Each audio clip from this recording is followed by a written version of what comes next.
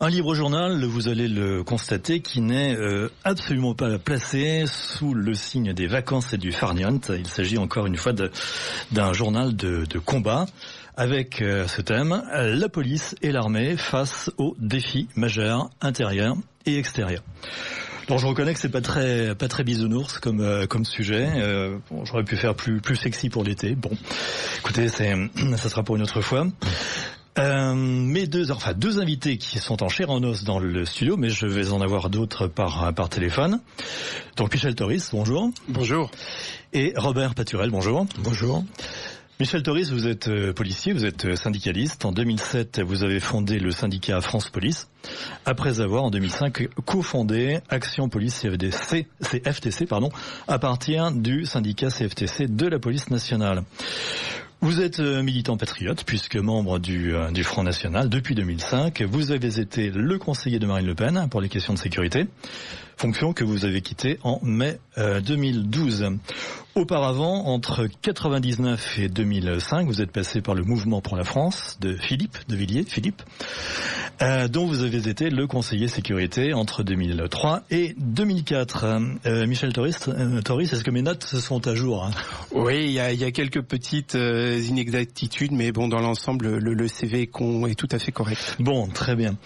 C'est la deuxième fois que je vous reçois au Libre Journal de l'Identité. La dernière fois, c'était il y a bien 2 ans. Nous avons parlé avec le colonel Fabrice Fanet, colonel de gendarmerie, de la fusion très sarkozyste entre la gendarmerie et la police sur certains domaines. Bon, c'était relativement technique. Je renvoie les auditeurs à cette émission pour ceux qui ont la bonne idée d'être adhérents à l'association Radio Courtoisie et de pouvoir par conséquent bénéficier des trésors d'archives de notre radio. Bien, il ne m'a pas échappé, Michel Toris, que vous avez eu des positions, et vous avez toujours des positions très pro-sionistes, qui ont pu faire débat, et entre autres au sein du Front National.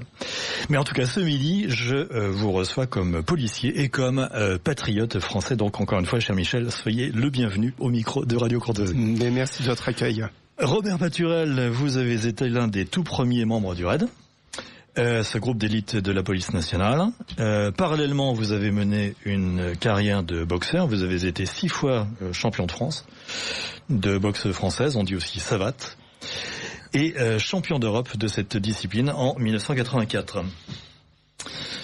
Vous êtes également l'auteur d'ouvrages de référence sur les techniques de défense de combat, dont Boxe de rue, sensibilisation et défense contre armes, atelier Folfer 2015, qui est d'ailleurs l'ouvrage de référence de l'Académie des arts de combat, l'ADAC, c'est bien ça. C'est ça. Et mes réflexions sur le combat d'avril 2016, atelier Folfer également.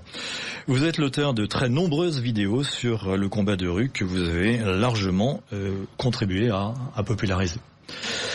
Vous avez écrit 2 livres sur votre expérience au RAID, Mémoire du RAID 2011 et le RAID à l'épreuve du feu 2015. Et les auditeurs peuvent naturellement retrouver toutes ces références sur votre site robertpaturel en un seul mot.com. Robert Paturel, je vous ai reçu à ce même micro en avril 2016, donc soyez à nouveau le bienvenu. Par téléphone, nous entretiendrons avec Sébastien Jalamion à propos du livre qu'il vient de publier aux éditions Riposte Laïque, À mort le flic. Vous avez bien entendu, amis auditeurs, À mort le flic, et nous verrons que ce titre est tout à fait pertinent. Sébastien Jalamion est ce policier qui, en novembre 2016, a été révoqué par sa hiérarchie, puis condamné à une peine de 200 jours amende d'un total de 5 000 €. Amis auditeurs, le témoignage de Sébastien Jalamion que vous allez entendre est absolument effrayant, sidérant.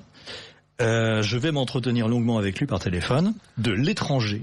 J'ai bien dit de l'étranger, car Sébastien Jalamion a dû en effet choisir entre l'exil et la prison qui, pour cet ancien flic, qui plus est réputé islamophobe, était à peu près la mort assurée, comme vous pouvez l'imaginer.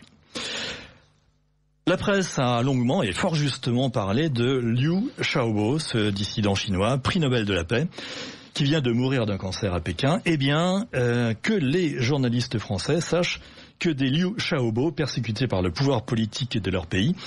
Ils en ont à portée de main et Sébastien Jalamion est l'un d'eux. N'hésitez donc pas, amis journalistes, à faire votre travail et à informer vos lecteurs sur la criante injustice dont Sébastien Jalamion est la victime. C'est en tout cas ce que nous allons faire en ce qui nous concerne pendant cette émission. Autre invité par téléphone, le général Antoine Martinez, avec lequel je m'entretiendrai de la très riche actualité concernant l'armée française avec la toute fraîche démission du chef d'état-major, le général Pierre de Villiers. Voilà. Et son remplacement par le général François Lecointre.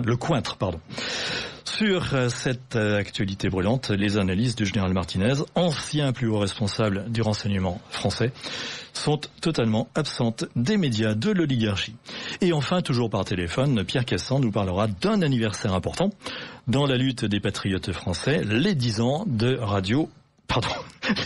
Riposte Laïque, pas de Radio Courtoisie qui est un petit peu plus vieille, les 10 ans de Riposte Laïque, cette association qui lutte contre l'islamisation de notre pays est bien connue des auditeurs de Radio Courtoisie puisque j'invite régulièrement son président fondateur Pierre Cassand. Donc, Riposte Laïque soufflera ses 10 bougies début septembre prochain. Donc du pain sur la planche, donc je passe tout de suite à mon premier invité. Sébastien Jalamion, est-ce que vous êtes parmi nous ? Oui, bonjour. Bonjour Monsieur Dubos. Bonjour Sébastien, merci d'avoir accepté mon invitation au micro de Radio Courtoisie. Vous êtes au centre d'un invraisemblable imbroglio administrativo-politico-judiciaire que vous racontez très bien dans votre livre, dans le livre que vous venez tout juste de publier aux éditions Riposte Laïque, À mort le flic. À mort le flic, et nous verrons que votre titre est tout à fait approprié. Préfacé par maître Frédéric Pichon. Un petit livre de 150 pages, à peu près. Petit parce que vous avez l'esprit synthétique et que vous ne vous étendez pas, mais un livre d'une incroyable densité. Nous ne pourrons évidemment aborder tous les épisodes de la stupéfiante aventure qui est la vôtre, Sébastien Jalamion.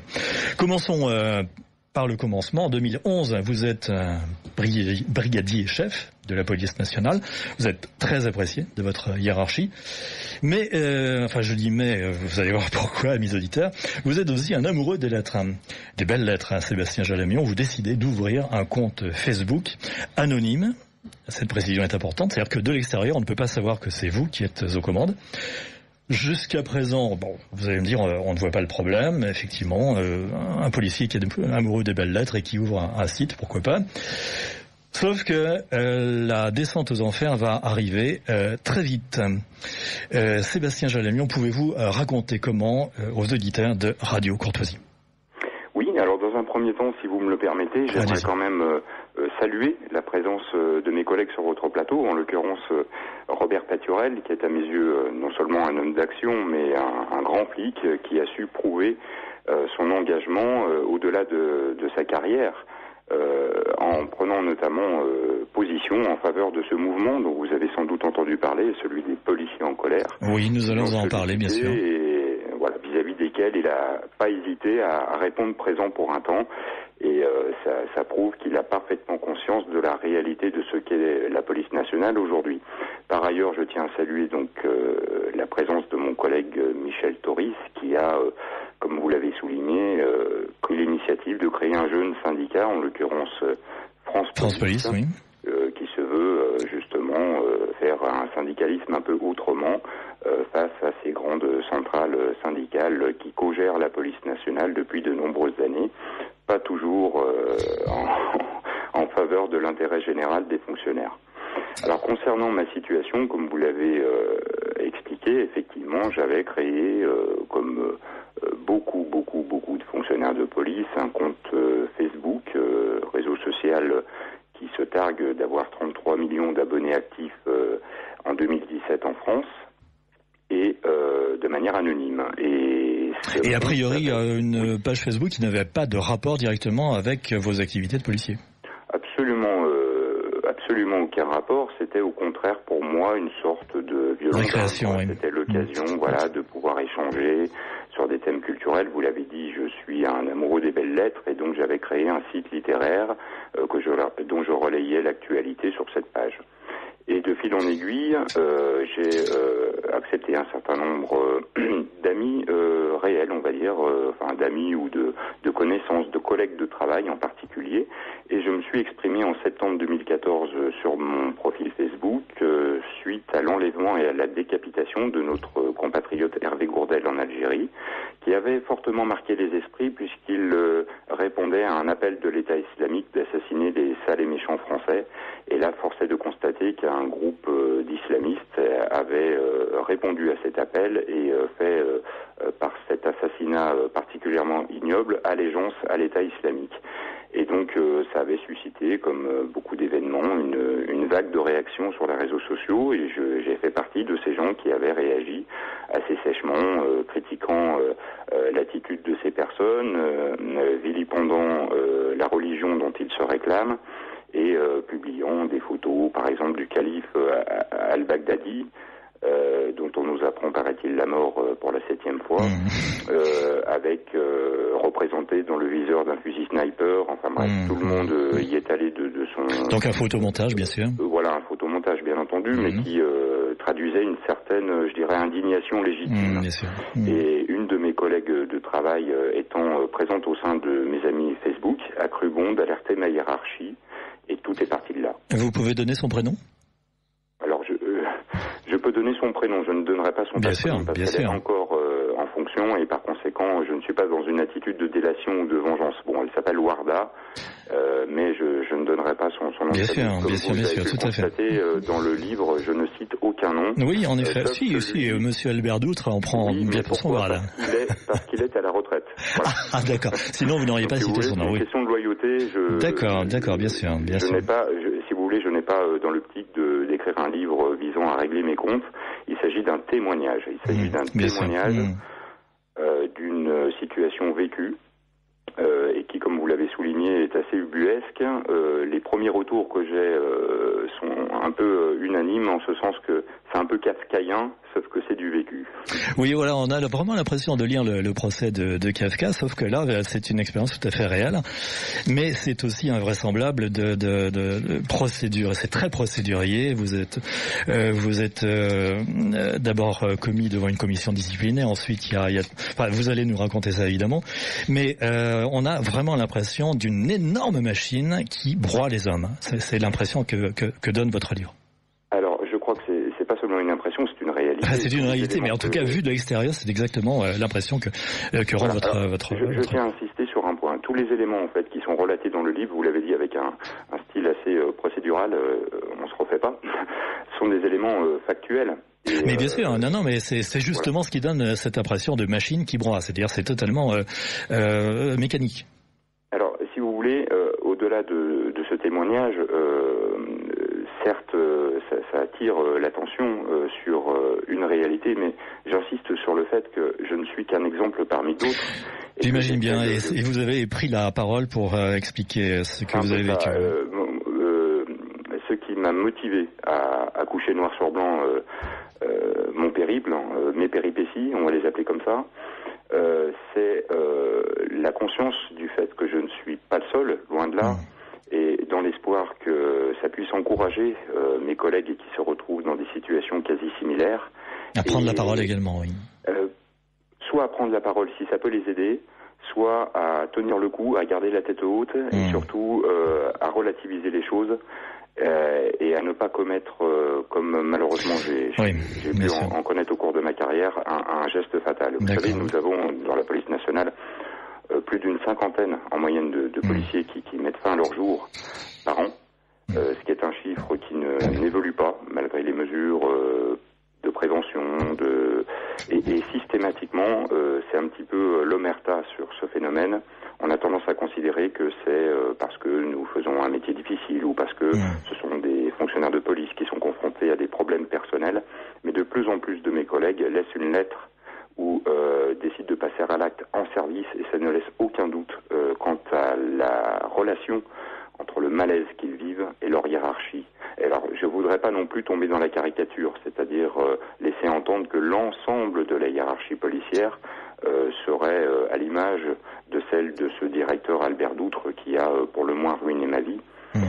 Mais il apparaît que ces gens-là existent et qu'ils font énormément de mal au sein de la police nationale, dans un contexte où effectivement nous sommes confrontés à une pluralité de difficultés sérieuses, réelles, et quand on sait que nous sommes souvent les derniers remparts dans un certain nombre de quartiers, entre la population et une catégorie d'individus qui seraient prêts à mettre ces quartiers à feu et à fond. Absolument, nous allons en parler avec vos collègues Toris et les fameuses zones de non-droit ou zones territoires perdus de la République, appelons-les comme on veut, sont une réalité. En fait, c'est des zones de droit, mais qui n'est plus le droit de la République, hein, c'est bien cela. Oui, voilà, oui, on pourrait dire ça comme ça, oui, vous avez raison. Il faut le préciser, il y a effectivement un droit qui s'installe, mais qui serait plutôt la charia, de la charia que des lois de la République, effectivement. Vous parlez de votre hiérarchie. Alors, écoutez, vous ne mâchez pas vos mots, puisque vous dites, vous pointez du doigt la prédominance des socialistes et des francs-maçons dans la hiérarchie. Oui, c'est une réalité. Donc, certes, cela peut paraître une prise de position politique, mais c'est une réalité. Me concernant, en tout cas, depuis septembre 2014, je précise. Depuis 2014. Pendant 20 ans dans la police nationale, il y a eu différents ministres, différents gouvernements, différentes étapes, des tas de réformes. J'en ai connu rien qu'en matière de code de procédure pénale, au moins 5 ou 6, mais qui sont vraiment qui impactent la manière de travailler des fonctionnaires. J'ai exercé essentiellement ma carrière dans le domaine de l'investigation, donc c'est pour ça que je suis particulièrement attentif à cet aspect de notre métier. Mais j'ai toujours gardé un contact, moi qui ai exercé aussi en brigade anticriminalité, donc avec mes collègues de terrain qui sont confrontés, je dirais, à la réalité de la manière la plus abrupte, et qui, j'ai pu le constater ces dernières années, ont tendance à avoir plus peur de leur hiérarchie que des voyous qui sont en face de. C'était quand même paradoxal. Est très parlant. Ces fonctionnaires de police qui auraient été tout à fait légitimes à utiliser leur arme de service, puisque les conditions de la légitime défense étaient parfaitement réunies, n'ont pas osé le faire. Et je pense que, au lieu de juger ces fonctionnaires, il faut essayer de comprendre, et que les journalistes auraient peut-être dû, au lieu de se contenter de relater cela comme si c'était un simple fait divers, s'intéresser à ce phénomène qui est, je dirais, vraiment général dans la police nationale. C'est cette peur de la hiérarchie, parce que la pratique de la sanction, fût-elle illégale, et mon cas, je pense, en est l'exemple parlant, est vraiment une pratique très courante. En tout cas, vous affirmez que rien ne vous serait arrivé de ce qui vous est arrivé et que vous relatez dans votre livre si vous aviez été socialiste ou franc-maçon, ou encore si vous aviez critiqué la religion catholique et non pas l'islam. Alors, évidemment, ces affirmations sorties du contexte du livre peuvent paraître un petit peu excessives, mais je pense que... D'où la nécessité de lire votre livre, en effet. Les raisons pour lesquelles je tiens ces propos. C'est une réalité, et par conséquent, il suffit de voir les carrières à géométrie variable qui se déroulent au sein de la police nationale pour comprendre que c'est une réalité. Si on prend je vais pas citer de nom, si vous voulez, je veux pas. Écoutez, non, s'ils sont encore en activité, non, bien sûr. Mais effectivement, pour ceux qui s'intéressent un petit peu, il suffit de faire quelques recherches pas très savantes pour se rendre compte que c'est une réalité.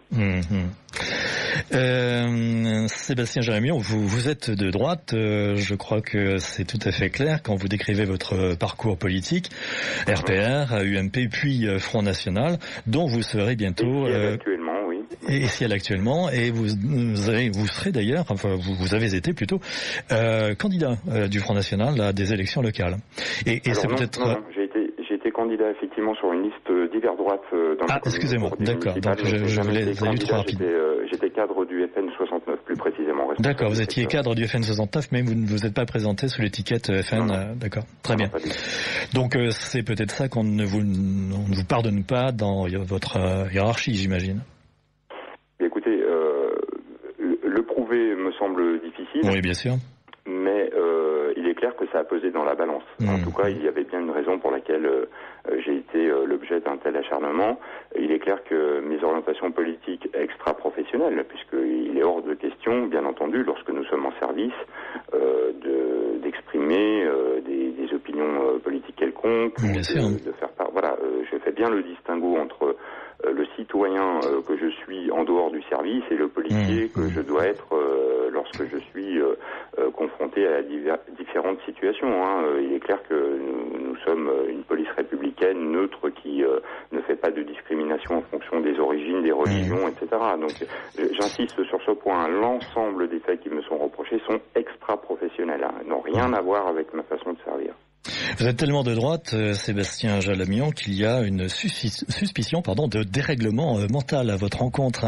Racontez-nous ça un petit peu, c'est assez extraordinaire. Alors là, c'est Kafka à l'état pur, sauf qu'on revient non pas à l'Allemagne des années 30, mais à la Russie, à l'URSS des années 70-80, où les dissidents étaient envoyés en asile psychiatrique. Alors est-ce que vous pourriez raconter cet épisode de votre saga aux éditeurs de Radio Courtoisie? Oui, absolument. Donc, au gré de mes péripéties, effectivement, l'administration de police a demandé à ce que je subisse, à ce que je fasse l'objet de 2 expertises psychiatriques, sans que je ne comprenne exactement pourquoi. Ces expertises psychiatriques ont conclu, il y en a eu 2, elles ont conclu au fait que j'étais apte à exercer mes fonctions. Vous êtes irresponsable. De nuit en portant mon arme, et a priori ça n'a pas plu. Mais bon, il y a eu manifestement la volonté d'utiliser effectivement le volet médical, en l'occurrence le volet psychiatrique, pour tenter, j'imagine, de me sanctionner d'une manière un peu parallèle, c'est-à-dire qu'effectivement, dans l'hypothèse où je serais tombé sur des psychiatres pas très honnêtes, j'aurais pu être révoqué de la police nationale pour raison médicale, j'imagine. Et quoi qu'il en soit, ça a attiré un petit peu mon attention sur le fait que ça arrive à d'autres policiers qui effectivement se retrouvent rapidement avec une expertise psychiatrique qui légitime une commission médicale qui conclut à leur révocation. Alors bon, c'est assez curieux, mais effectivement ce passage est très bien décrit dans mon livre. Oui, tout à fait, effectivement. Donc c'est vrai que ça démontre, s'il en est, que c'est aussi un moyen, dans certains cas,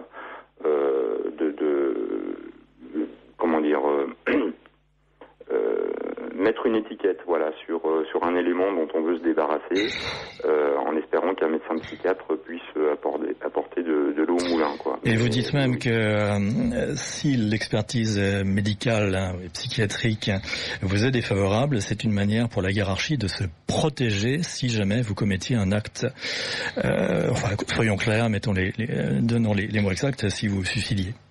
Oui, absolument, ça me paraît une évidence. C'est ce que vous dites, c'est ce que vous dites. Dans la démarche, il y a le côté parapluie, ce qu'on appelle chez nous. Le côté parapluie, oui. De quoi je parle. On sort le parapluie à la moindre occasion, c'est-à-dire qu'on se couvre, on anticipe les éventuelles retombées, quoi. Voilà. Donc par conséquent, le fait de déclencher ce volet psychiatrique avait nécessairement aussi pour but, au cas où je finisse par craquer et commettre un geste irréparable, à dire mais nous avions fait le nécessaire. Voilà, c'est ça, oui, tout à fait. Voilà. Le temps passe. Ils sont directement responsables de la situation. Voilà, bien sûr. Me permettre de baisser les bras, ce qui n'est pas le cas. Le temps passe très vite, Sébastien Jalamian. Vous contactez le syndicat Alliance Police Nationale pour assurer votre défense administrative.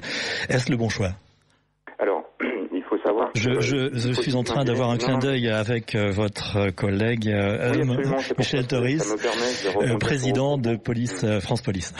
Oui, alors justement, je vais rebondir sur vos propos. Ça me permet de préciser une chose importante. Je ne confonds pas les syndicats, c'est-à-dire les structures nationales tenues par des secrétaires généraux, des personnes qui sont, je dirais, un peu souvent plus carriéristes que policiers, qui ont un peu, qui sont un peu hors sol par rapport à la réalité du terrain, et le délégué de service, c'est-à-dire la personne qui est au contact permanent des différents services, qui se tient informé, qui recueille les doléances, qui siège en commission, qui peut permettre effectivement dans certains cas de défendre les fonctionnaires efficacement. Et je dirais au-delà du syndicat, quel qu'il soit dans la police nationale, c'est la qualité du délégué. C'était quelqu'un en qui j'avais toute confiance, et c'est tout naturellement. J'ai été moi-même délégué de service, sans être détaché au syndicat, chez Alliance Police Nationale, qui est, on va dire, réputé un peu à droite, quoi, voilà, mais qui ces dernières années a surtout bradé les intérêts de la police. Et je parle bien du syndicat national. Les délégués, peu, je dirais, voilà, il y a des bons et des mauvais partout. Là, en l'occurrence, je ne tire absolument pas sur le syndicat Alliance Police Nationale dans mon ouvrage. Je relate des... Non, en effet, vous êtes tout à fait... voilà. Vous dites mais, que... un certain nombre de collègues, et je les comprends, ont des raisons tout à fait légitimes d'en vouloir au syndicat. Il y a vraiment de quoi être en colère contre... Et là, ce n'est pas votre cas. Vous avez un discours très serein sur la réalité syndicale. Voilà, mais donc si vous voulez, effectivement, j'ai fait appel aux syndicalistes avec lesquels j'étais le plus en relation, et bon, le reste est très bien relaté dans le livre. Mais disons que ça permet de voir un petit peu quelles sont les accointances. Les délégués syndicaux eux-mêmes ont les mains liées. Ouais. Et bon, bah voilà, je voudrais pas non plus raconter ce que les auditeurs ont l'opportunité de pouvoir découvrir. Bien sûr, tout à fait. Je viens de recevoir un message d'un auditeur qui a connu le commissaire Doutre à Grenoble, alors qu'il était qu'il était fait divers au Dauphiné Libéré. J'imagine que c'est l'auditeur qui était reporter fait divers au Dauphiné Libéré. Et voilà ce que dit cet auditeur qui va tout à fait dans votre sens. Il, c'est-à-dire le commissaire Doutre, a fait beaucoup plus de dégâts dans les rangs de la sûreté urbaine que dans ceux du milieu. Écoutez, je ferme la parenthèse. La parenthèse, pardon, les guillemets. J'ai aussi des témoignages. Et apparemment, donc, c'est un journaliste. À Bordeaux aussi, apparemment. À Bordeaux, il y a eu des soucis. Enfin bref, je constate que ce genre de personnage, nécessairement, a dû sévir, dans les différents services où il a été amené à exercer des responsabilités. Mais encore une fois, il ne s'agit pas non plus de tirer à boulet rouge sur la seule personnalité. Oui, et ne pas personnaliser dans la mesure où il s'agit d'un système. Voilà. Bien sûr, c'est vraiment un profil type de ce qui existe actuellement au sein de la police nationale. Alors, vous êtes commis en conseil de discipline, et là, vous jouez la provocation, et j'aimerais bien que vous nous donniez une perle de ce fameux Albert Doutre à propos du photomontage. Dont je rappelle qu'il représentait al-Baghdadi, le calife, donc le chef terroriste qui a sur les mains des milliers de victimes de par le monde. Et que dit Albert Doutre à propos de ce photomontage? C'est une perle qui vaut la peine d'être rapportée à Sébastien Jalamion. Bon, je vais la dévoiler, oui. C'est ce que vous me demandez. Je ne vais pas raconter tout le livre non plus. Non, bien sûr que non, ouais. non. Donc effectivement, il apparaît que ça a été un conseil de discipline assez sportif. Oui, et que par conséquent, il y a eu une perle, comme vous l'avez dit, au cours de ce conseil, puisque Albert Doutre a exhibé le photomontage représentant al-Baghdadi dans le viseur d'un fusil sniper, en disant « Vous n'avez pas honte de stigmatiser ainsi un imam ». On est un petit peu dans la quatrième dimension. Ah oui, en effet, oui. Voilà, mais oui, c'est véridique. Ces propos ont été tenus en présence de mon avocat, maître Gabriel Versini, donc tout est vérifiable. Pas de souci. Voilà. Donc nous allons passer. Ça traduit un vrai décalage. Ah oui, j'imagine, oui, tout à fait. Entre la réalité des choses, je dirais, et puis une certaine idéologie politiquement correcte qui s'est immiscée de manière un islamiquement correct au sein des institutions et en particulier au sein de la police nationale, et ça c'est vraiment destructeur, mais vraiment destructeur. Alors écoutez, à la fois pour les policiers, mais à la fois aussi pour la sécurité des Français, puisque il faut bien comprendre qu'au-delà, ça concerne absolument tout le monde. Si les fonctionnaires de police travaillent dans ces conditions, nécessairement, ça va se traduire par leur manière d'intervenir. Et donc, au bout de la chaîne, si vous voulez, il y a quand même la sécurité des Français qui vont faire le 17 police secours et qui vont se demander mais pourquoi les policiers viennent pas, etc. Donc il faut comprendre ce qui se passe, vous voyez, ce côté un petit peu obscur, l'envers du décor dans la police nationale. Je pense qu'à travers mes situations, les Français pourront comprendre que nous sommes un petit peu, je dirais, sous pression. Lors de votre procès en première instance, vous avez constaté qu'il y avait des journalistes. En revanche, pour votre procès en appel, pas de journalistes. Est-ce que ça vous inspire un commentaire sur, je dirais, peut-être la facilité avec laquelle les journalistes répondent à l'opinion dominante? Oui, moi j'ai le sentiment qu'il y a une omerta, c'est-à-dire que les journalistes ne sont pas libres. Ils n'ont pas la possibilité de pouvoir suivre un événement qu'ils ont commencé à couvrir. C'est juste énorme. C'est-à-dire il y a eu une interview, je crois que c'était France 3 Régions à l'époque, à la sortie du tribunal, relatant le fait que le parquet avait fait appel de ma première condamnation. Et lors du jugement en appel, personne. Oui. Alors, je précise bien, effectivement, vous faites bien de le signaler. Ce n'est pas vous qui avez fait appel, c'est le parquet qui a jugé que votre condamnation n'était pas assez lourde. C'est bien ça. Oui, c'est ça. En premier instant, j'ai été condamné à 5 000 € d'amende et en appel donc à 5 000 € de jour amende. Pour un photomontage montrant al-Baghdadi dans le collimateur d'un viseur sniper. Voilà, grosso modo, c'est ça. Avec d'autres publications qui ont fait l'objet. Bien sûr, mais essentiellement, ce qu'on vous a reproché, c'est ça.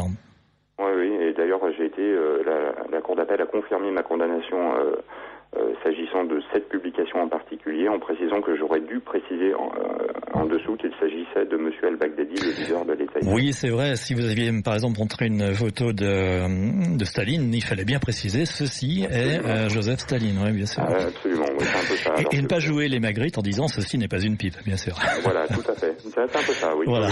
Joli parallèle. Voilà, bon. Vous passez, alors, puisque évidemment vous ne travaillez plus à ce moment-là, puisque vous êtes sous le coup d'une interdiction professionnelle. Une suspension administrative à titre de sanction, de 24 mois, une suspension provisoire. Mais vous passez votre temps libre à militer, en particulier pour le Front National du Rhône. Vous écrivez de nombreux articles sur Boulevard Voltaire et Riposte-Lique, et vous participez à des émissions sur des médias libres, éminemment libres, dont Radio Courtoisie. C'est bien cela? Oui, absolument. Oui. Et donc cela a légitimé une nouvelle enquête. Voilà, donc vous aggravez votre cas, effectivement. Oui, j'ai tout à fait. aggravé mon cas et j'ai reçu une révocation par la poste. Donc révocation par la poste. 20 ans de ma vie qui sont partis en fumée à l'ouverture. Voilà, donc révocation de la police nationale signée par Bernard Cazeneuve, qui était à l'époque le ministre de l'Intérieur, sur proposition de Jean-Marc Falcon, directeur général de la police nationale. Jean-Marc Falcon, dont tout le monde se souvient, enfin beaucoup de gens se souviennent qu'il a été hué par la base policière en public. Effectivement, il y a une crise de popularité, on se demande pourquoi. Parlez-nous très rapidement, parce que malheureusement le temps passe très très vite, Sébastien Jalmion, de l'agression sauvage dont vous gardez encore des séquelles.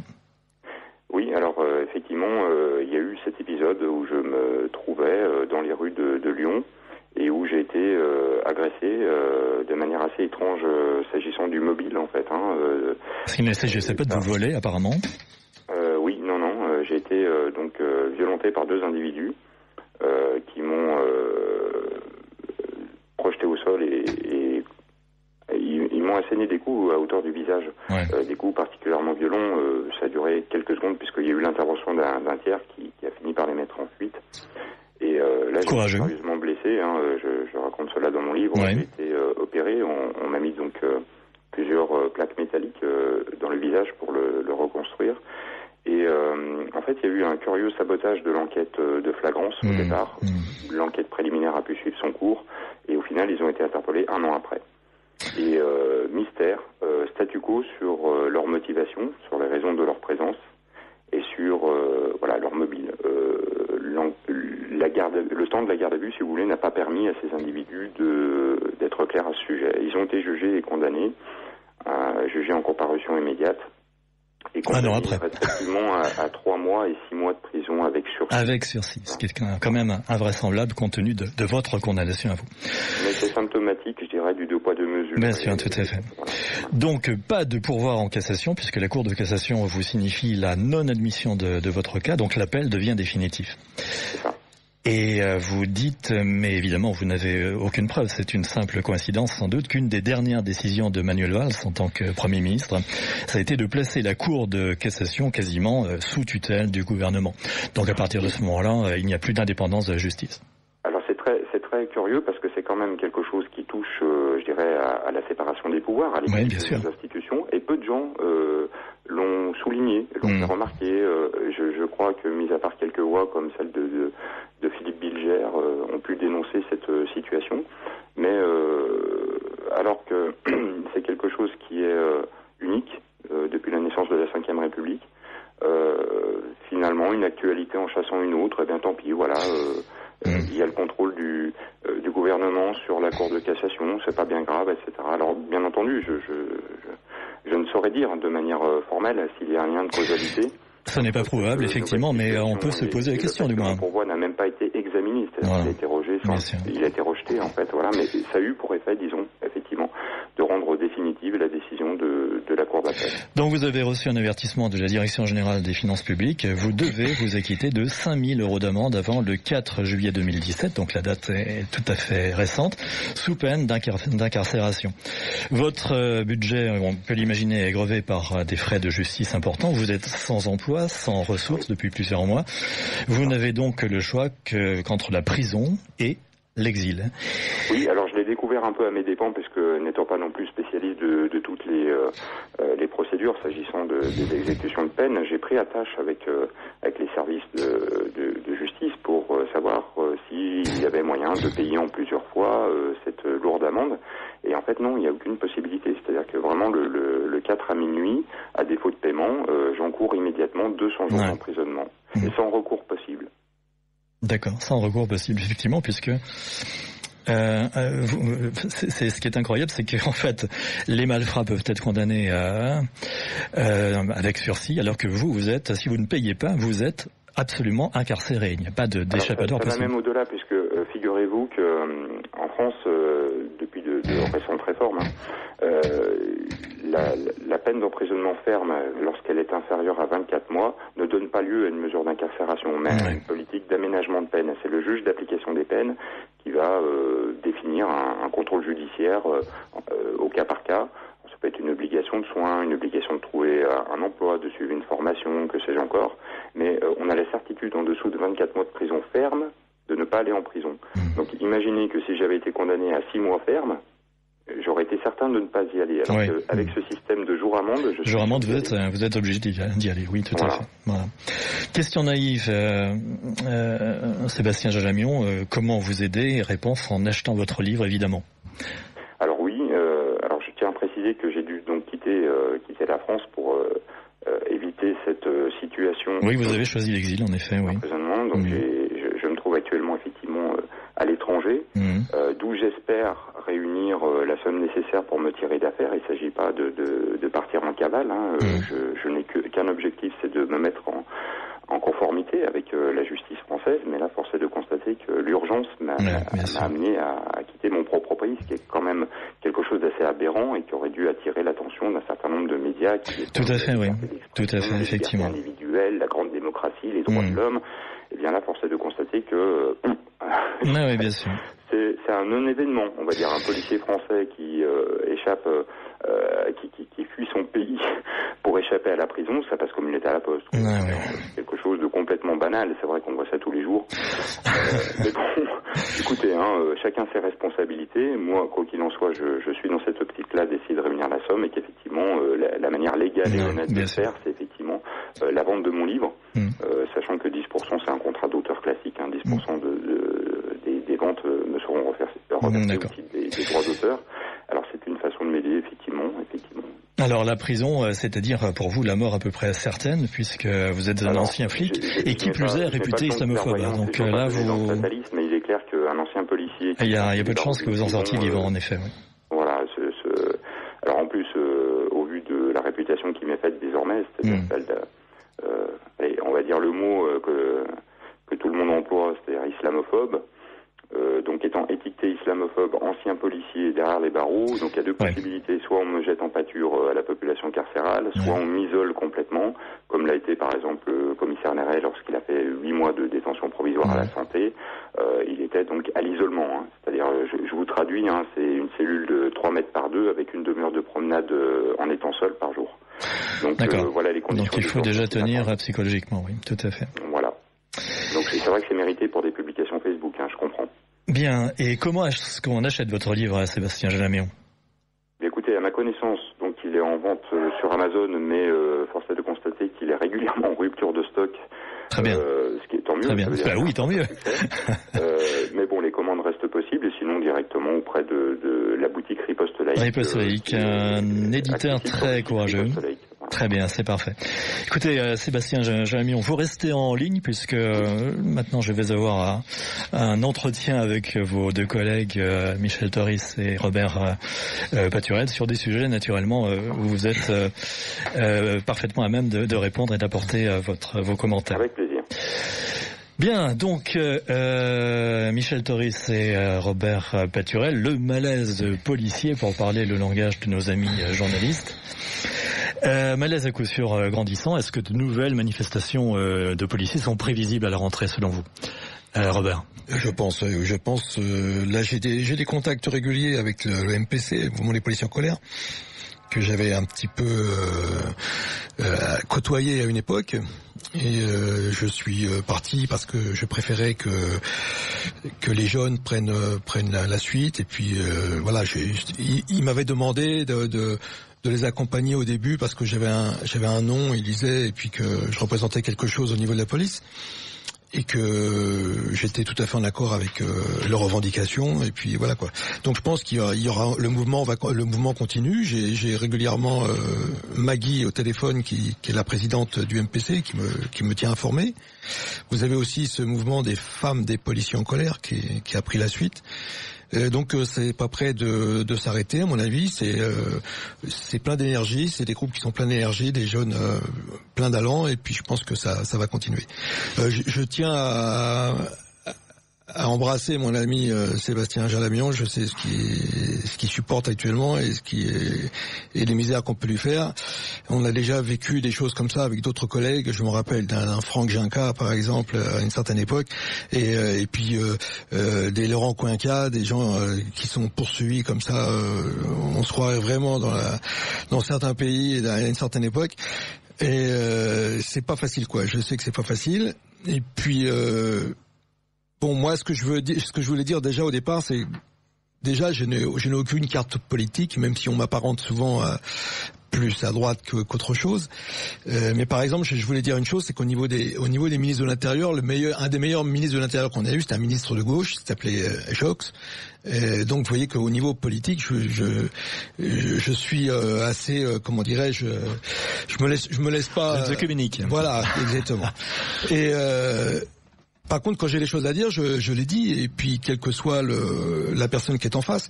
On parlait tout à l'heure d'un certain directeur qui est venu aux manifestations, il n'est pas descendu de sa voiture. Il a montré que... Monsieur Falcon, on peut le nommer peut-être. Oui, moi je le nomme pas parce que je préfère pas le nommer. Mais quand on vient à une manifestation un petit peu en roulant des mécaniques et qu'on ne descend pas de la voiture, on montre pas un exemple au niveau des policiers qu'on dirige. Voilà, je propose toujours à ces gens-là, moi, de mettre une tenue de gardien de la paix et d'aller circuler dans certains quartiers. Ils ont sûrement des techniques d'un autre monde à nous montrer, et peut-être qu'on pourrait s'inspirer de ces nouvelles techniques. C'est sûrement très intéressant, quoi. Est-ce que les policiers attendent quelque chose du nouveau pouvoir, Michel Toris? Les policiers aujourd'hui, je pense qu'ils attendent beaucoup de choses. Il y a une appétence très grande par rapport à l'avenir, des inquiétudes aussi fortes, une déception quasi immédiate, 523 millions d'euros de baisse annoncée. Monsieur Macron, à peine élu, alors qu'effectivement on sort entre guillemets de la dynamique du mouvement des policiers en colère qui est initié au cours de la présidentielle, je pense aussi pour mettre une certaine pression sur le futur gouvernement pour dire attention, la situation ne peut plus continuer comme ça, il va falloir donner les moyens à la police nationale d'assurer la sécurité des Français. Une forte appétence derrière la réponse d'un gouvernement qui dit on va vous baisser les crédits de 523 millions d'euros. Je pense qu'au-delà des simples, si vous voulez, questions matérielles et des enjeux personnels des policiers, c'est la sécurité aujourd'hui des Français qui est en cause. C'est-à-dire demain, comment les Français vont pouvoir continuer à vivre en sécurité dans un pays qui aujourd'hui est ouvert au vent de toutes les forces subversives, que ça soit le terrorisme islamiste, mais également, on le sait, des mouvements d'extrême gauche extrêmement violents. Dit ultra-gauche. Ultra-gauche. Je pense notamment au Black Bloc, aux différents courants aujourd'hui qui sont véritablement extrêmement violents, qui veulent en découdre de manière violente et qui viennent aux manifestations pour tuer des policiers qui sont les représentants de l'État. Il y a une volonté aujourd'hui véritablement de déstabiliser l'État et la démocratie dans ses valeurs et ses fondements. Et le seul rempart aujourd'hui qui existe sur le terrain, c'est bien nos collègues CRS en maintien de l'ordre, nos collègues gendarmes mobiles en maintien de l'ordre. Et si demain on ne donne pas les moyens à la fois matériels et juridique, j'insiste sur l'aspect juridique et légal des choses, la France ne pourra plus demeurer droite dans ses valeurs et ses fondements. Je rebondis sur ce que vous dites par rapport à un article publié par Thibaut de Montbrial sur Figaro Vox le 19 juillet, donc c'est très récent, c'était avant-hier. Voilà ce que dit monsieur de Montbrial: tuer des policiers n'est plus un tabou pour les bandes ethnico-délinquantes. Alors il y a deux choses qui ont sauté dans cette phrase. D'abord, constater que la mort de policiers n'est plus un tabou, et d'autre part, les bandes sont dénommées ethnico-délinquantes. Qu'est-ce que ça vous inspire? Ça m'inspire que aujourd'hui, très clairement, vous avez deux forces subversives très fortes. La première, c'est évidemment l'islamisme radical et son pendant terroriste avec les sympathisants et les convertis à Daesh, qui, au nom de Daesh, au nom de l'État islamique, au nom de cette idéologie mortifère, s'en prennent de manière physique et ciblée à des policiers. On a évidemment le cas de Xavier Jugelet sur les Champs-Élysées. On a eu nos collègues Jessica Schneider et Jean-Baptiste Salvin qui ont été visés de manière personnelle et physique parce que policiers français. Et vous avez en parallèle de ça des groupes d'extrême gauche qui viennent dans les manifestations casser et tuer clairement du flic. Et aujourd'hui, cette alliance finalement entre l'extrême gauche radicale, l'ultra gauche radicale et des mouvements islamistes convergent autour d'une réalité politique qui est l'islamo-gauchisme. Et moi aujourd'hui, je l'ai dit à plusieurs reprises au titre de France Police, nous dénonçons aujourd'hui des organisations comme notamment les indigènes de la République, que nous considérons aujourd'hui comme la branche politique finalement de mouvements terroristes, notamment comme le Hamas, qui prônent véritablement des idées subversives et qui tentent de renverser l'État français dans ses valeurs, dans sa démocratie. Vous parlez de la violence de l'ultra-gauche, eh bien on les a vus à l'œuvre en 2016 au moment des contestations sur la loi travail à Rennes et à Nantes, dont les centres-villes ont été absolument ravagés par les casseurs. Et nous les avons vus également, ces Black Blocs, à Hambourg. Donc il s'agit d'une réalité européenne. Il s'agit de mouvements qui ne sont pas uniquement locaux, internationaux. Donc à Hambourg à l'occasion du récent G20. Pendant ce temps, j'imagine que nos amis les musulmans immodérés se rappelleront sans doute à notre bon souvenir. Quel est le nombre de fichiers S ou le nombre de fichiers S spécialement dans la mouvance islamique? Est-ce que vous avez des chiffres peut-être? Des chiffres, j'en ai pas, mais disons qu'on est au début des problèmes, je dirais. Je voudrais revenir un petit peu sur ce qui se passe dans nos banlieues. J'ai une petite histoire à raconter. Dans les années 95, il y avait des émeutes dans toute la France et à la même époque, on avait, nous, au RAID, un groupe d'intervention algérien qui était en formation, qu'on a emmené un petit peu dans les camps d'entraînement et puis qui était sur le site du RAID. Et ces gens-là regardent la télé et voient des émeutes dans les banlieues et ils me disent: mais monsieur Robert, qu'est-ce qui se passe chez vous? Et je leur dis: vous savez, c'est des jeunes qui font le bazar, qui brûlent des voitures. Et je leur dis d'ailleurs, la plupart de ces jeunes sont d'origine algérienne.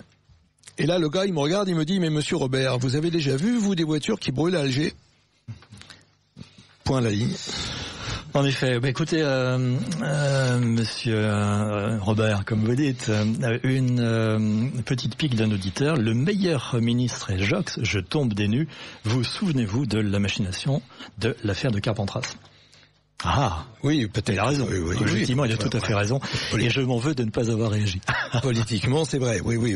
Non, moi, je parle sur un plan administratif au niveau des policiers, ce qui a été fait à l'époque au niveau des policiers. C'est tout. Je m'occupe même pas de l'étiquette politique et je m'occupe même pas de ce qui a pu se faire en effet dans les. Voilà. Donc, voilà, c'est simplement au niveau policier. Au niveau policier, c'est lui qui a été à l'origine de la création du RAID d'ailleurs. Bon, c'est peut-être ça un petit peu que je me sens attaqué matin. Mais oui, c'est sûr. Est-ce que vous connaissez, vous, un ministre de l'Intérieur qui est irréprochable? Il faut s'adresser à l'auditeur, là. Ce n'est pas moi qui pose la question. Voilà. Donc, voilà. Qui me cite, ces chers auditeurs, qui me cite un ministre de l'Intérieur qui a été irréprochable. Eh bien, cher auditeur, vous avez la parole. J'espère que nous allons bientôt avoir la réponse. Pouvez-vous répéter le nom de l'ouvrage de Sébastien Jalamion, À mort le flic, édition Riposte laïque. Bien, écoutez, malheureusement le temps passe très vite et nous avons au bout du fil le général Antoine Martinez. Mon général, est-ce que vous êtes au bout du fil ? Oui, absolument. Bonjour. Bonjour mon général, merci d'avoir accepté mon invitation au micro de Radio Courtoisie. Je rappellerai que vous avez fait votre carrière dans l'armée de l'air, carrière durant laquelle vous avez été l'un des principaux spécialistes français du renseignement. Je vous ai reçu à plusieurs reprises à ce même micro et la dernière fois, c'était le 26 mai pour la sortie de votre livre « Quand la grande muette prendra la parole », édition Apopsix. Pardon, excusez-moi. Lors de notre dernier entretien, vous avez évoqué la personnalité pour le moins trouble de Madame Sylvie Goulard, ministre des Armées de l'époque, et c'était il y a à peine 2 mois, nous sommes bien d'accord. Le titulaire du portefeuille des Armées a changé, puisque c'est maintenant Madame Florence Parly. Premier changement, peut-être mineur, je ne sais pas si vous allez nous donner votre avis là-dessus. Et puis deuxième changement, eh bien le CEMA, c'est-à-dire le chef d'état-major, n'est plus le général Pierre de Villiers, mais le général François Lecointre.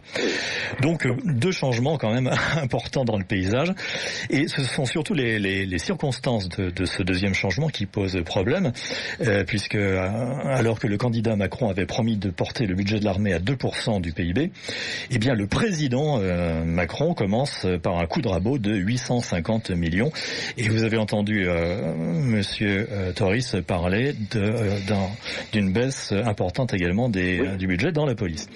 Donc protestation, et il est dans son rôle du chef d'état-major, et humiliation publique du général de Villiers par le chef de l'État qui contraint ainsi le général à la démission. C'est une première sous la Ve République. Eh bien, je voudrais, général Martinez, avoir votre analyse de cette situation totalement inédite. Depuis que la Ve République est en vigueur, oui, c'est la première fois que ça se produit. Ouais. Vous parliez des deux nouveautés, ministres, et puis le départ et la nomination d'un nouveau CEMA, chef-d'état-major des armées. En ce qui concerne le ministre, lors de notre dernier entretien, le 26 mai dernier, on avait évoqué le cas de Madame Goulard. Je vous avais dit que le changement de l'intitulé du ministère, qui passait de ministre de la Défense à ministre des Armées, n'était pas anodin pour vous, en effet. Contrairement à ce que vous pensiez, moi, à mon avis, c'était quelque chose de tout à fait logique, puisque ça restreint finalement le champ d'action du ministre, parce que la défense nationale englobe beaucoup plus que les armées. Donc c'était, comme je l'avais indiqué, la volonté déjà affichée du président de la République de décider de tout à son niveau, et on a vu le résultat. Alors, nouveau ministre de la Défense, comme vous l'avez constaté, il s'est passé un événement majeur et qui ouvre une crise majeure au niveau des institutions, puisque le chef d'état-major des armées a été humilié et a donc présenté sa démission. Mais dans cette affaire, le ministre de la Défense est aux abonnés absents.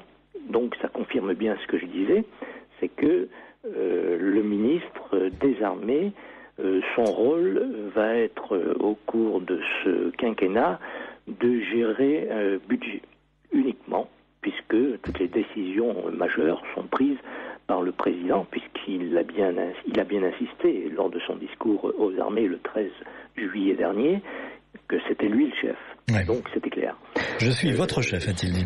Cela dit, voilà, pour revenir à cet événement majeur du départ du général de Villiers, c'est vraiment un événement majeur. Comme j'ai dit, c'est une crise grave qui vient de s'ouvrir, et le fait d'avoir nommé un nouveau chef d'état-major des armées, c'est tout à fait naturel. Il ne peut pas y avoir de vacances de commandement. Là, on a vu au niveau du choix, je pense qu'il n'y a pas eu beaucoup de concertation avec le ministre et avec, je dirais, les grands chefs militaires, puisque manifestement, là aussi, à ma connaissance, c'est la première fois qu'on désigne un général, quelles que soient ses qualités. Je ne remets pas en cause ses qualités, bien au contraire.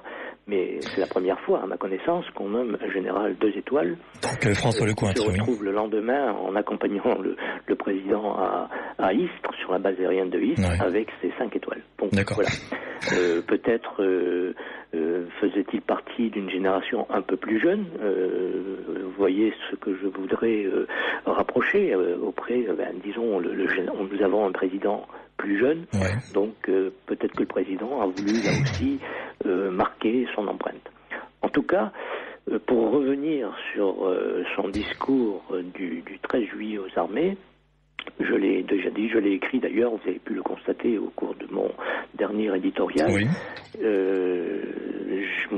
Personnellement, j'estime que le président a pris là des propos tout à fait intempestifs et je pense, moi c'est mon avis, il a commis une grave erreur parce que finalement, à vouloir affirmer que c'est lui le chef, on n'a pas besoin de l'affirmer, on le sait que c'est lui le grand chef. Mais ça révèle, de mon point de vue, une marque de faiblesse qui pourrait laisser douter de ses capacités ou de son aptitude à appréhender les véritables menaces qui pèsent aujourd'hui sur la nation, sur le peuple français.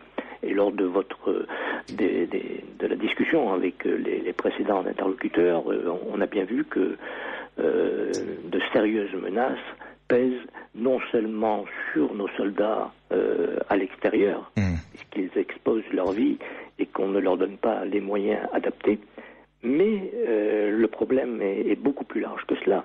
Le chef d'état-major des armées qui s'est battu pour dénoncer cette coupe de 850 millions, il ne s'est pas battu pour des intérêts personnels ou pour des intérêts propres aux armées.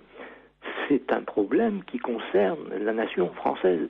C'est la protection des citoyens français qui, aujourd'hui, sur notre propre territoire, leur vie est en cause. C'est cela le problème.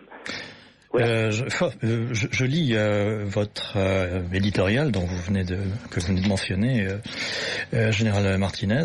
Une partie, évidemment. Force est de constater que la société française n'est plus aujourd'hui une société apaisée et ne le sera plus avant longtemps en raison de la fracture identitaire qui lui est imposée contre son gré avec une immigration de peuplement qui a marqué les 4 dernières décennies et à laquelle il faut ajouter aujourd'hui la submersion migratoire qui frappe l'Europe sans réaction de l'Union européenne ou des chefs d'État, à l'exception du groupe de Visegrad. Circonstance aggravante. La Hongrie et la République tchèque. Voilà. Circonstance aggravante, écrivez-vous encore, cette immigration de peuplement complétée par cette submersion migratoire africaine véhicule une culture hostile à la nôtre et incompatible avec la démocratie. Refuser de le comprendre, dites-vous, met en sérieux danger l'avenir de la nation et de l'Europe. Le terrorisme islamique qui sévit le confirme et nos forces armées exsangues sont engagées également sur le territoire national alors qu'elles n'ont jamais été autant sollicitées sur les théâtres extérieurs depuis la fin de la guerre froide et alors qu'elles ont perdu avec des purges engagées au cours des 2 derniers quinquennats 70 000 hommes. Oui, donc c'est un constat absolument implacable, Général Martinez. Absolument. Ce sont des chiffres qui doivent susciter quand même une certaine réaction de la part du citoyen français. En l'espace de 2 quinquennats, c'est-à-dire en l'espace de 10 ans, nos forces armées ont perdu 70 000 hommes. Et sur les matériels, je n'en parle pas. Mais ce pourquoi le CEMA s'est battu, ces fameux 850 millions d'euros, en fait, ça ne concernait que le reliquat de la dépense sur l'année pour les opérations extérieures et les opérations intérieures. le gouvernement, le Parlement avait budgété 450 millions d'euros pour l'année suivante, c'est-à-dire l'année qui vient de s'écouler. Or, on le constate, et c'est chaque année la même chose. Sur l'année écoulée, le coût a été de 1,3 milliard, c'est-à-dire 3 fois ce qui a été budgété. Donc, ce que demandait le SEMA, c'est que c'était insupportable qu'on lui retire ces 850 millions d'euros qui étaient le coût de ces opérations. Et la réaction finalement du président, eh bien, je suis désolé, elle n'est pas cohérente avec le discours qu'il tient. Le Parisien d'hier a dévoilé un rapport absolument alarmant sur l'état du parc immobilier de l'armée. C'est absolument sidérant puisqu'on parle en particulier d'hébergement extrêmement dégradé, voire proche de l'insalubrité. Oui. En plus, chacun le sait, hein, ce n'est pas un secret. Cette information est connue depuis longtemps. Et puis le fait d'avoir réduit nos forces depuis la fin de la guerre froide, nous sommes passés à la professionnalisation des forces, c'est bien. Mais cela dit, à partir d'un certain moment, et notre chef d'état-major des armées a quand même sonné la sonnette d'alarme à plusieurs reprises avant son dernier baroud, parce que les choses étaient quand même critiques. Il a même dit textuellement que les forces armées étaient au taquet. C'est son expression. Taquet à l'os aussi, j'ai lu cette expression, oui. Et donc, l'État, au cours de ces dernières années, au cours des réductions, des suppressions d'unités, de régiments, de fermeture de bases aériennes, etc., s'est défait d'un certain nombre d'infrastructures. Et le président, je pensais, j'ai redécouvert, je me suis rendu compte lors de son discours du 13 juillet que finalement il n'avait pas renoncé à ce qu'il avait annoncé au cours de sa campagne, c'est-à-dire le rétablissement d'un service national. Mais, grand Dieu, comment va-t-il faire ? Nos armées sont au taquet et nos soldats risquent leur vie en permanence. Comment va-t-il faire ? Où va-t-il trouver le financement pour rétablir un service militaire ? D'abord, première difficulté, les infrastructures. Un certain nombre n'appartiennent plus aux armées, elles ont été vendues. Donc voilà, et celles qui existent, le rapport que vous évoquez indique un état pour une bonne partie qui est très critique. Et qui, deuxième point, qui va encadrer ces jeunes, parce que ça représente quand même une classe de 700 000 jeunes chaque année, et pour un service qui devrait durer les promesses 1 mois. Bon, déjà, permettez-moi de dire que 1 mois pour un service national, ce n'est pas suffisant. Et d'autant que si vous l'avez probablement constaté comme moi, la secrétaire d'État à l'égalité femmes-hommes, Madame Schiappa, oui, de s'accaparer 1 ou 2 journées sur 1 mois pour délivrer un discours qui n'a absolument rien à voir avec la mission de ce service national militaire, je dirais. Et puis, au niveau de l'encadrement, nos militaires ne sont plus aujourd'hui en mesure de reconstituer des unités d'encadrement, de formation pour le service national. Alors, là aussi, le président, il va bien falloir que le président nous dise comment il va réussir à remettre sur pied un service national. Ça coûte... Simple effet d'annonce, j'imagine. Au départ, je dirais au tout début, ça nécessite au minimum une dizaine de milliards. Alors je ne vois pas très bien, dans la mesure où on a l'énorme difficulté à obtenir une augmentation du budget de la défense. On nous parle d'une augmentation à partir de l'année prochaine pour atteindre 2%, mais 2% du PIB peut-être, mais à l'horizon 2025, c'est-à-dire 3 ans après la fin du mandat du président actuel. Donc, c'est une promesse. Il va falloir suivre cela, bien sûr, chaque année, mais passer de 1,5 à 2% du PIB à l'horizon 2025, c'est notoirement insuffisant. Les 2% auraient dû être décidés pour, je dirais, début d'année 2018.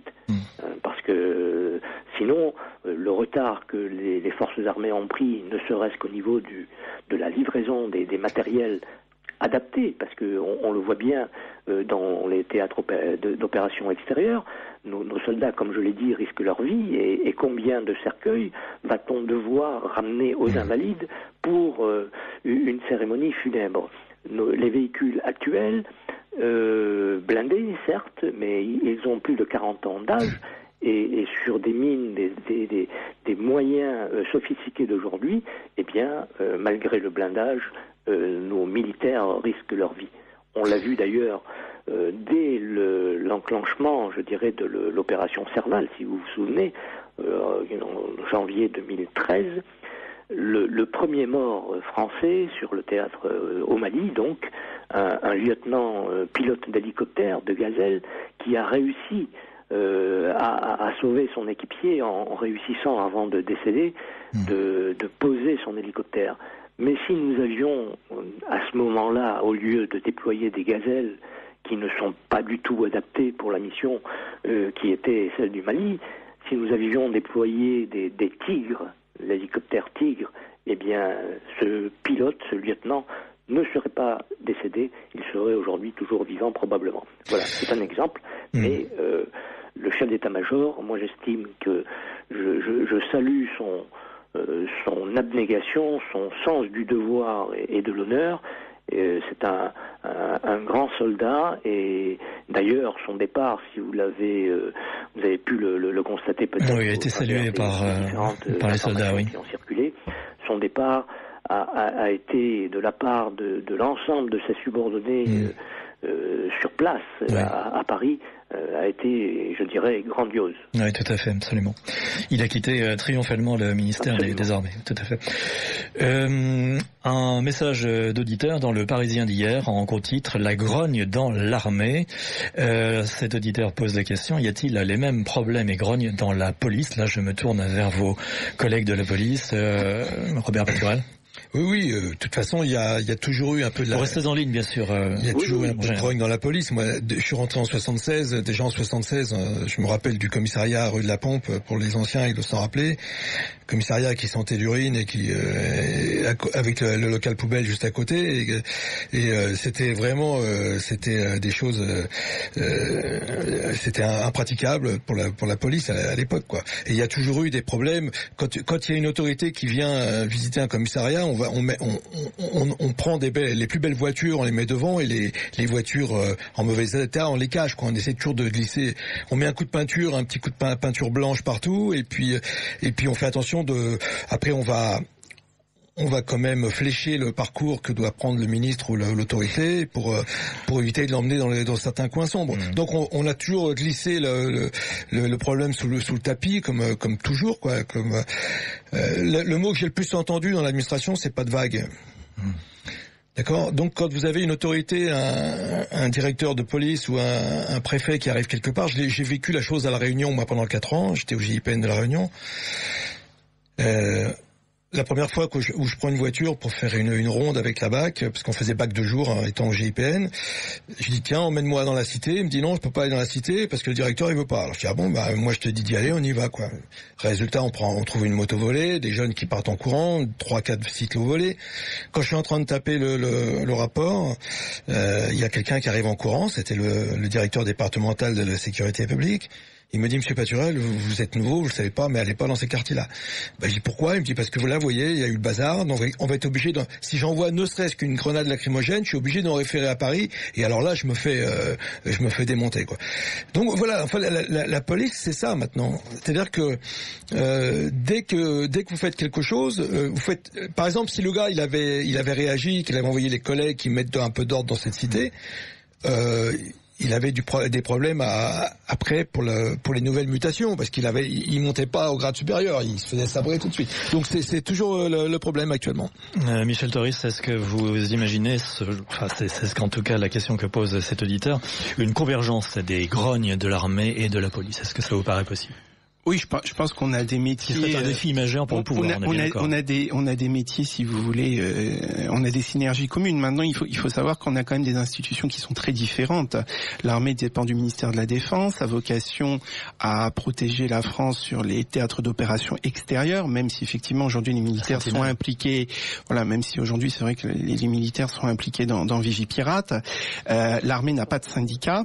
On voit d'ailleurs que l'armée, on a un état-major et en l'occurrence le général Pierre de Villiers qui monte véritablement au créneau pour défendre ses hommes.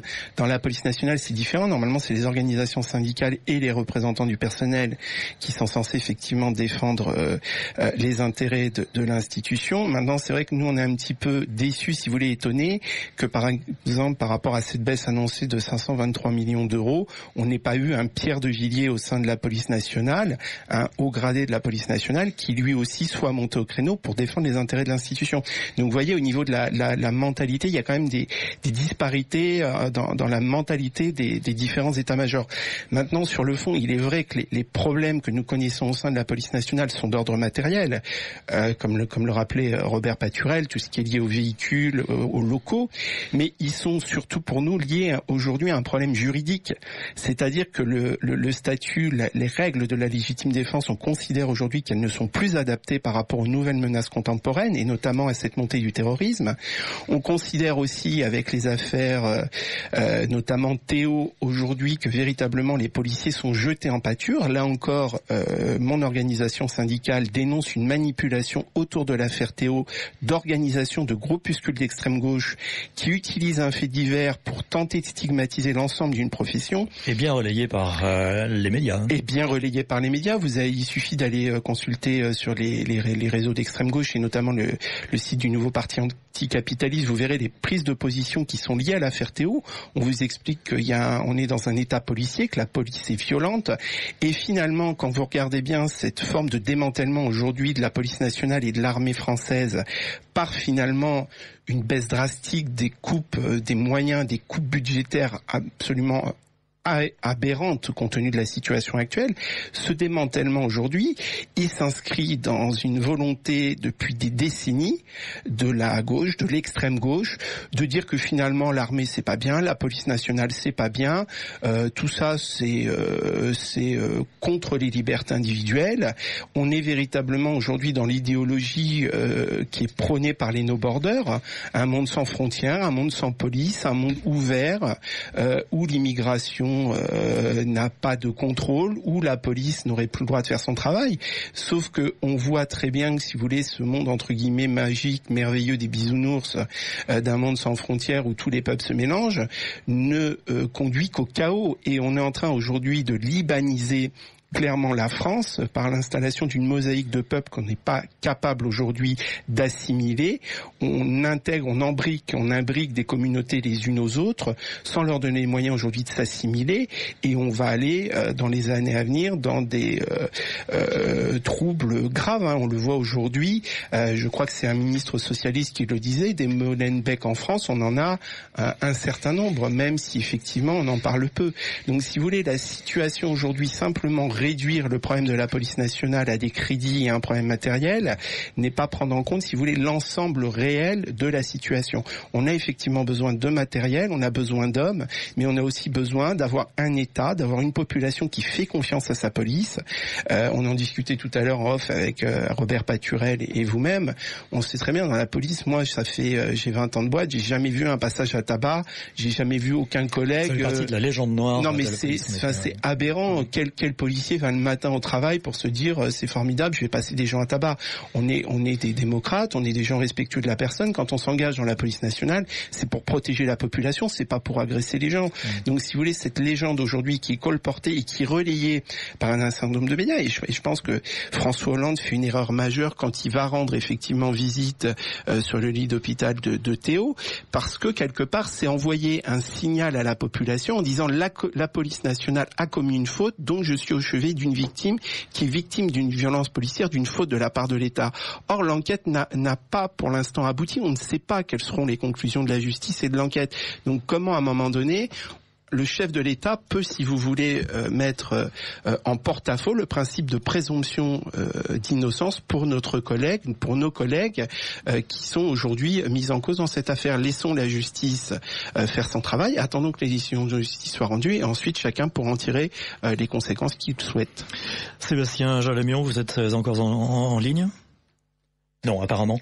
Mon général, est-ce que vous êtes encore en ligne, général Martinez? Je ne sais pas si ce que je vais vous dire va vous s'incliner à beaucoup d'optimisme, mais je lis le dernier rapport de la commission de finances du Sénat. Donc le président, le rapporteur de cette commission, Albéric de Montgolfier, dit la chose suivante: en retenant le niveau tendanciel de l'évolution de la dépense publique estimée par la Cour des comptes, le montant des économies à réaliser sur l'ensemble du quinquennat pour atteindre l'objectif d'évolution de la dépense en volume fixé par le gouvernement peut atteindre 82 milliards d'euros, donc en 5 ans. Oui, bien sûr. Donc c'est absolument considérable. Que pèse à côté de ça une réduction de 850 millions d'euros? Oui, bien sûr. Présenté comme cela, on peut faire dire, comme d'habitude, n'importe quoi aux chiffres, c'est évident. Oui. Le problème est quand même simple, c'est que comme le précédent, M. Toris, je crois, a parlé des problèmes effectivement de la police, ils sont similaires avec ceux des armées aujourd'hui, puisque de toute façon, il va bien falloir que nos responsables politiques le comprennent. Ils ont tendance à penser que la sécurité sur le territoire, c'est la police, la gendarmerie, et que nos forces armées sont pour protéger nos intérêts à l'extérieur. Les choses ont quand même bien changé ces dernières années, et je reprends le terme, le propos précédent. On parlait de Vigipirate, mais nos forces armées aujourd'hui interviennent à l'extérieur, mais également depuis 2 ans sur le territoire, non pas dans l'opération Vigipirate. Oui, c'est Sentinelle pour l'armée, oui. C'est ça, mais dans l'opération Sentinelle, qui a mobilisé 10 000 hommes. Et en moyenne, entre 7 et 8 000 hommes sur le terrain. Donc là aussi, on tire sur la corde, mais il va bien falloir que nos responsables politiques, qui sont les responsables de la situation catastrophique dans laquelle se trouve la France aujourd'hui, parce que on ne veut pas le dire, on met la poussière sous le tapis. Comme disait M. Toris, il faut la hiérarchie, pas de vague. C'est M. Paturel qui le disait, oui. Bien sûr. Mais que va-t-on faire dans quelque temps, et je dirais dans un futur qui n'est pas si éloigné, lorsque nos forces militaires devront être engagées non plus par la police et la gendarmerie sur des émeutes urbaines, mais dans une guérilla urbaine qui est en train de se préparer. Il suffit de voir ce qui se produit ces dernières semaines, avec notamment ces embuscades qui sont organisées à l'égard pour l'instant des gens de la police, voire des gendarmes, mais manifestement c'est pour tuer. Ce n'est pas simplement pour faire n'importe quoi, c'est pour tuer. Et donc les Molenbeek existent bien. Ces fameux Molenbeek annoncés, ce sont les territoires perdus de la République, dans lesquels la loi de la République n'existe plus. Et là, ce sont nos responsables politiques qui sont les principaux responsables de ce chaos. Parce que ce qui se prépare, à un moment donné, il va bien falloir décider d'être ferme. Sinon, immanquablement, et là, moi, je suis très pessimiste sur ce volet, nous allons tout doucement vers la confrontation. Et alors, bien sûr, jusqu'à présent, on a voulu sauvegarder la paix civile, donc pas de vagues, etc. Mais ce sera beaucoup plus difficile pour rétablir l'ordre lorsque les choses vont se gâter. Et donc, là-dessus, moi j'en veux beaucoup à ceux qui nous ont gouvernés pendant une quarantaine d'années, mais en particulier depuis, je dirais une bonne quinzaine d'années, et puis le gouvernement actuel aujourd'hui. C'est ne pas vouloir se rendre compte, ne pas vouloir nommer l'ennemi, parce qu'il y a bien un ennemi qui nous a déclaré la guerre. Nous sommes en guerre. Et il suffit il y a un certain nombre d'informations qui sont disponibles. Je prends par exemple le rapport diffusé en septembre dernier par l'Institut Montaigne. Hormis, je dirais, les chiffres présentés au niveau du nombre de musulmans présents sur le territoire français, on peut être d'accord avec eux ou pas, moi je ne le suis pas, le chiffre qu'ils annoncent, je le multiplie par 3, eh bien nous avons des pourcentages qui sont donnés dans cette étude. Et si on applique ces pourcentages à des chiffres réalistes de la présence de gens de confession musulmane, c'est 3 millions de musulmans que vous avez aujourd'hui sur le territoire qui sont considérés comme radicalisés par l'étude du rapport de l'Institut Montaigne et qui veulent l'application de la charia. Aujourd'hui, 3 millions, c'est quand même important. Le jour où le signal sera donné, eh bien, nous avons intérêt à avoir préparé les choses. Absolument, mon général. Mais écoutez, ce sont sur ces propos un peu pessimistes que nous allons clore votre intervention. Merci d'être venu expliquer aux auditeurs de Radio Courtoisie votre vision des incidents qui ont été récemment, qui ont opposé Monsieur Macron et le chef d'état-major des armées. Oui, le général de Villiers. Le général de Villiers, effectivement. Merci encore, mon général. Merci. Puis j'espère que nous allons nous retrouver très bientôt. Absolument. Merci beaucoup, mon général. Merci de votre invitation. J'ai en ligne sans doute maintenant Pierre Cassan. Pierre Cassan, est-ce que vous êtes parmi nous ?